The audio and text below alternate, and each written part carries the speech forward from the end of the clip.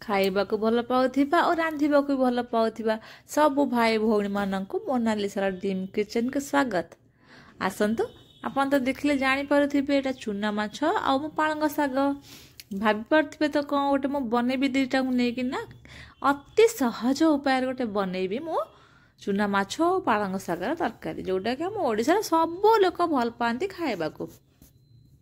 ତ ଯାଇଥିଲି ମୁଁ ମାଛ ମାର୍କେଟ ବାରି ଦେଖିଲା ବେଳକୁ ବହୁତ ସୁନ୍ଦର ଚୁନା ମାଛ ଦେଖିକି ଇଚ୍ଛା ହେଲା ଚୁନା ମାଛ ମୁଁ ନେଇଯିବି। ଆଉ ପଚାରି ବୁଝିଲି, ସେ ମାଛ ଭାଇନା କହିଲେ ଯେ ହଁ ଏଇଟା ନଦୀ ମାଛଟା।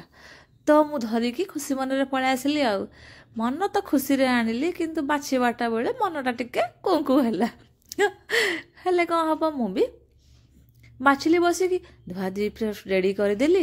କରିସାରିଲା ପରେ ହଳଦୀ ଆଉ ଲୁଣ ଦେଇକି ମାଛକୁ ଗୋଳେଇ ଦେଲି। ସେଇ ଭିତରେ କ'ଣ କରିଥିଲି ନା, ମୁଁ କଢ଼େଇରେ ତେଲ ଗରମ କରିଦେଇଥିଲି ମାଛ ଭାଜିବା ପାଇଁ। ତ ମାଛ ଭାଜିବା ପାଇଁ ରଖିଦେଲି। ମାଛ ଭାଜିଲା ପରେ କ'ଣ କଲି ନା, ସେଇ ଟାଇମ୍ରେ ଆଉ ଗୋଟେ କଢ଼େଇ ନେଲି, କାରଣ ମୋତେ ଟିକେ ଅଫିସ୍ ତ ଯିବି ନିଶ୍ଚୟ। ତ ମୋତେ ସବୁ ଶୀଘ୍ର କରିବାର ଅଛି। ଗୋଟେ କଢ଼େଇରେ ବସେଇଲି ମାଛ ଭଜା, ଆଉ ଗୋଟେ କଢ଼େଇରେ ତେଲ ଦେଇକି ବସେଇଲି ମୁଁ ତରକାରୀ ଫୁଟେଇବି ଯେଉଁ, ସେଥିପାଇଁ। ତ ଟିକେ ତେଲ ଦେଇଦେଲି। ତେଲ ଗରମ ହେଲା ପରେ ଟିକେ ଶୁଖିଲା ଲଙ୍କା ଛେଣ୍ଡେ ପକାଇଦେଲି। ତାପରେ ମୁଁ ଜିରାରେ ଫୁଟେଇଲି ଆକୁ। ତ ଜିରା ଫୁଟିଲା ପରେ ମୁଁ ଏଥିରେ ପିଆଜ କାଟିକି ପକାଇଦେଲି। ତ ଆପଣମାନେ ଯଦି ଆଳୁ ପକାଇବାକୁ ଚାହାନ୍ତି ତାହେଲେ ଏଇ ଟାଇମ୍ରେ ବି ଆଳୁ ପକାଇ ପାରିବେ, କିନ୍ତୁ ମୁଁ ଆଳୁ ପକାଇବିନି। ତ ପିଆଜ ଟିକେ ହଉ ମୁଁ ସେଇ ଟାଇମ୍ ଭିତରେ ଟମାଟୋ କାଟିକି ରଖିଦେଲି। ତ ତାପରେ କ'ଣ କଲି ନା, ଟମାଟୋ ଦେଇଦେଲି। ତ ଟମାଟୋ କ'ଣ କରିବେ ନା, ପକାଇଲା ପରେ ଆପଣ ଟିକେ ଲୁଣ ଦେଇଦେବେ। ଏଇଟା ତ ସମସ୍ତେ ଆପଣ ଜାଣିଥିବେ। ଲୁଣ ଦେଇଦେଲେ ଟମାଟୋ ଟିକେ ଶୀଘ୍ର ହେଇଯିବ। ତ ଦେଖିଲି ଏଥିରେ ଟମାଟୋ ଟିକେ କଲର୍ ଚେଞ୍ଜ ହେଇଯିବ ଆଉ ମିଶିଯିବ ପୁରା। ତାପରେ କ'ଣ କରିବେ ନା, ସୋରିଷ ବଟା ପକାଇବେ। ମୁଁ କ'ଣ କରିଥିଲି ନା, କଞ୍ଚା ଲଙ୍କା, ସୋରିଷ, ଶୁଖିଲା ଲଙ୍କା, ରସୁଣ ଆଉ ଜିରା ବାଟିକି ମୁଁ ରଖିଦେଇଥିଲି ଫ୍ରିଜ୍ରେ। ସବୁଦିନ ମୁଁ ଅଳ୍ପ ବାଟିକି ରଖିଦେଇଥାଏ, ଟିକେ ସୁବିଧା ହେବ, ସହଜରେ ରୋଷେଇ ହେଇଯିବ ସେଥିପାଇଁ। ତ କ'ଣ କରିବେ ନା, ସୋରିଷ ମସଲାକୁ ଆପଣ ସିମ୍ରେ କଷିବେ, ନହେଲେ ଟିକେ ପିତା ଲାଗିପାରେ, ସେଥିପାଇଁ ସିମ୍ରେ କଷିବେ। ତ ମୁଁ ତାକୁ କଷୁ ଏପଟେ କିନ୍ତୁ ମାଛ ଭଜା ମୋର ହେଇଯାଇଥିଲା। ତ ମାଛ ଭଜା ମୁଁ ବାହାର କରି ରଖିଦେଲି। ତାପରେ ଟିକେ ଯେତେବେଳେ ଦେଖିବେ ତେଲ ଛାଡ଼ିବା ଆରମ୍ଭ କଲା ମସଲାରୁ, ସୋରିଷ ମସଲା ବାସ୍ ହେଇଗଲା।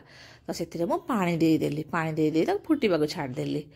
ତ ସେଇ ଟାଇମ୍ ଭିତରେ ମୁଁ ରଖିଥିଲି ଧୋଇକି ପାଳଙ୍ଗ ଶାଗକୁ, ତାକୁ ଟିକେ କାଟାକଟି କରିଦେଲି।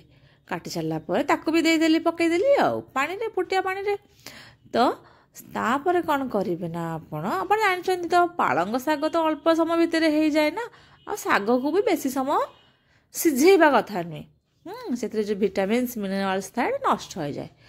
ତ ମୁଁ ଯେତିକି ଲୁଣ ପକାଇଥିଲି ଆଉ ଟିକେ ରିକ୍ୱାର୍ଡ଼ ହେଲା ଲୁଣ। ତ ମୁଁ ଆଉ ଲୁଣ ଦେଇଦେଲି। ଲୁଣ ଦେଇକି ସାଙ୍ଗେ ସେଥିରେ ବି ମାଛ ଭଜାକୁ ମୁଁ ପକାଇଦେଲି। ତ ମାଛ ଭଜା ପକାଇଲା ପରେ ଆପଣଙ୍କୁ ବେଶୀ ସମୟ ନାହିଁ, କେବଳ 1 ମିନିଟ୍ ଫୁଟେଇବେ। 1 ମିନିଟ୍ ଭିତରେ ସେ ହେଇଯିବ। ତ ମୁଁ ବାଡ଼ିରେ ମୋର ଧଣିଆ ପତ୍ର ଲଗେଇଥିଲି।